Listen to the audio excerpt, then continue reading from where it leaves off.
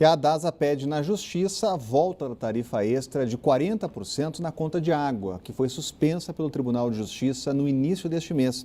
A agência defende que a medida seja adotada imediatamente, sob o argumento de que a crise pode piorar sem o freio no consumo. Hoje, o nível do descoberto está em 24% e o de Santa Maria em 42%. A Agência Reguladora de Águas, Energia e Saneamento Básico do Distrito Federal recorreu da decisão que limitou a 20% a tarifa de contingência. A porcentagem inclui consumidores do comércio, indústria e residência. Pela resolução da DASA, publicada em outubro deste ano para estimular a redução do consumo, o custo pelo abastecimento de água ficaria 40% maior para os consumidores. Entretanto, no início do mês, o Tribunal de Justiça do DF decidiu suspender a cobrança da taxa extra de até 40% na conta de água. Mas na tarde desta segunda-feira, a DASA apresentou uma contestação com a justificativa de que sem a tarifa, a situação dos reservatórios pode ficar ainda pior. Ainda nessa segunda, a DASA suspendeu o aviso de restrição no abastecimento das cidades de Braslândia, Jardim Botânico, Planaltina, São Sebastião e Sobradinho 1 e 2. Segundo a agência, a limitação nessas regiões não é necessária, pois elas são abastecidas por córregos e não dependem dos reservatórios. É bom ficar de olho que, apesar da decisão judicial, a DASA ainda quer cobrar a taxa de contingência. Pois é, olha, essa insistência da DASA e da CAESB é vergonhosa. Chega a ser criminosa, como criminoso é o aumento que eles pretendem de 40%. Eles querem punir a população pelo consumo? Que história é essa? Eles é que merecem punição porque foram incompetentes, foram imprevidentes, foram incapazes de impedir que essa crise acontecesse. Eles tinham que ter tomado providências para que isso não ocorresse. No final das contas, quando faltou água na torneira, é que a população foi avisada da crise. E agora eles querem nos punir? Isso é vergonhoso. Vergonhoso também que a DASA recorra de uma decisão tão equilibrada da Justiça. É escandaloso. Agora, por exemplo, nos próprios números disponibilizados pela DASA, colocam suspeição sobre o reservatório, o nível de água no reservatório. No descoberto, entre os dias 10 e 12, quando desabaram sobre o Distrito Federal fortíssimas chuvas, temporais mesmo, entre os dias 10 e 12, o reservatório do descoberto subiu de 23,70 para 23,79. 0,09, com todo aquele aguaceiro. Ora, tenha santa paciência. É por isso que dá para compreender a proliferação de tantas mensagens nas redes sociais, levantando suspeitas e que tem gente ali abrindo, talvez, mantendo aberta ali as comportas do reservatório. Exatamente porque eles não estão interessados apenas em nos punir, ou não estão interessados em resolver o problema de água. Eles estão interessados em resolver o problema de caixa deles. Esse aumento criminoso de 40% na conta d'água resolve os problemas financeiros de ADASA, de CAESB e mais um pouco. E a ANAC aprovou agora há pouco novas regras para a aviação civil. O peso da bagagem de mão passa de 5 para 10 quilos por passageiro. Já as passagens despachadas passam a ser cobradas. Hoje é possível despachar até 23 quilos sem custo. As determinações entram em vigor em 90 dias, mais precisamente no dia 14 de março de 2017. E amanhã a agência começa a operação de Natal nos principais aeroportos do país. Fiscais vão auxiliar os mais de 55 mil passageiros que devem circular pelo JK diariamente entre o Natal e o Ano Novo.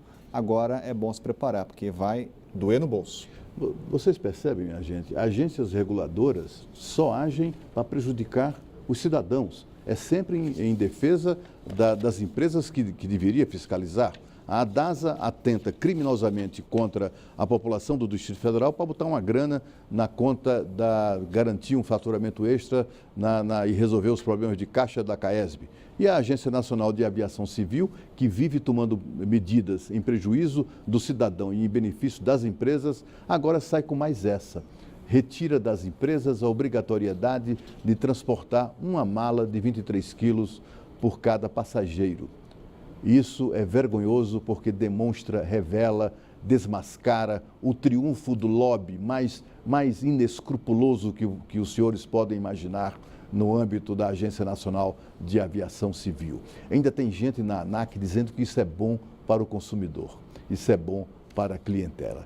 Olha, vão ter essa cara de pau assim no inferno. E o presidente Michel Temer criticou os vazamentos das delações da Odebrecht e pediu ao Procurador-Geral da República rapidez nas investigações que atingem integrantes do governo. O discurso foi na noite desta segunda-feira, em São Paulo, durante uma premiação. A gente volta a falar ao vivo com a Renata Dourado, porque teve uma carta aí à PGR, né, Renata?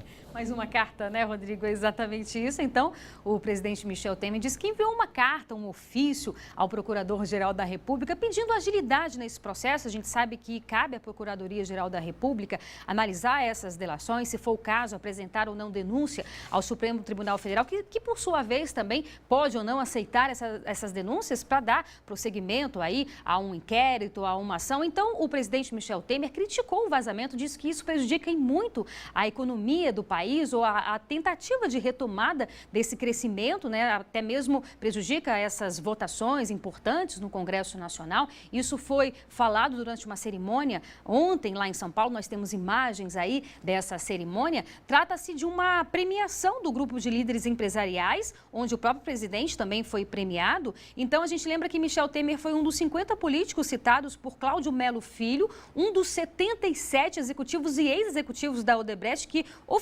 aceitaram fazer esse acordo de delação premiada junto com o Ministério Público. E no caso, o Cláudio Melo Filho afirmou que em 2014 o presidente pediu 10 milhões de reais ao então presidente da Odebrecht, Marcelo Odebrecht, para campanhas eleitorais do PMDB, e isso durante um encontro lá no Palácio do Jaburu. O próprio Palácio do Planalto, atualmente, obviamente, o presidente afirmou que toda e qualquer doação que o próprio presidente recebeu, ou então candidato, foi tudo dentro da lei, que não houve caixa 2, que não houve nenhuma irregularidade com relação a isso. Então é isso, né? Ele pediu agilidade quanto a isso. O próprio presidente do PMDB, Romero Jucá, também divulgou uma nota criticando essas delações, o vazamento dessas delações e conclamando aí os partidários a reagir também de uma forma mais corajosa com relação ao que ele chamou aí dessa onda de boatos. Paralelo a isso, a expectativa é de que essa semana o governo anuncie aí um pacote de medidas para a retomada do crescimento, também tirar um pouco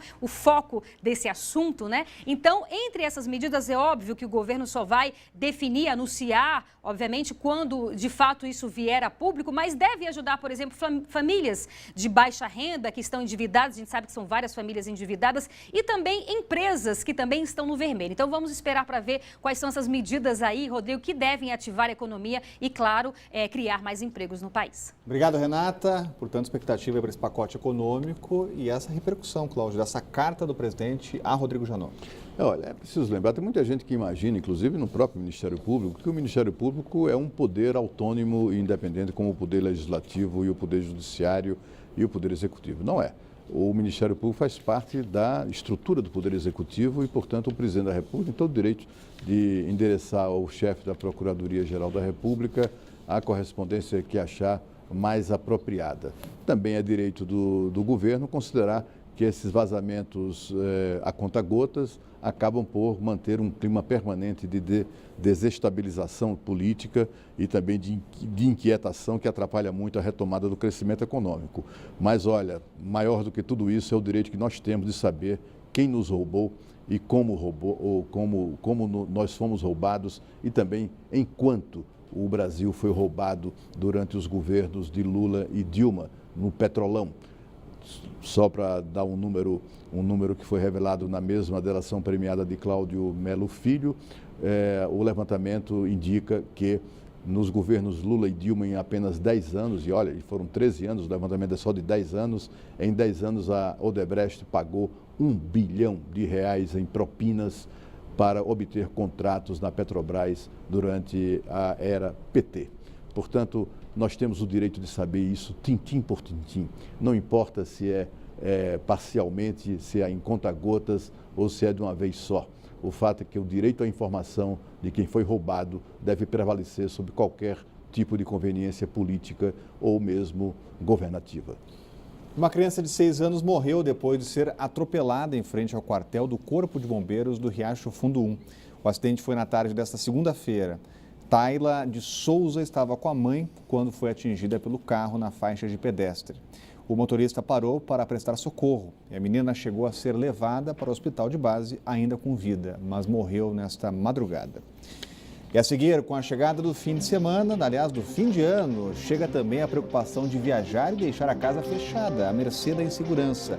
É o que você confere no próximo bloco.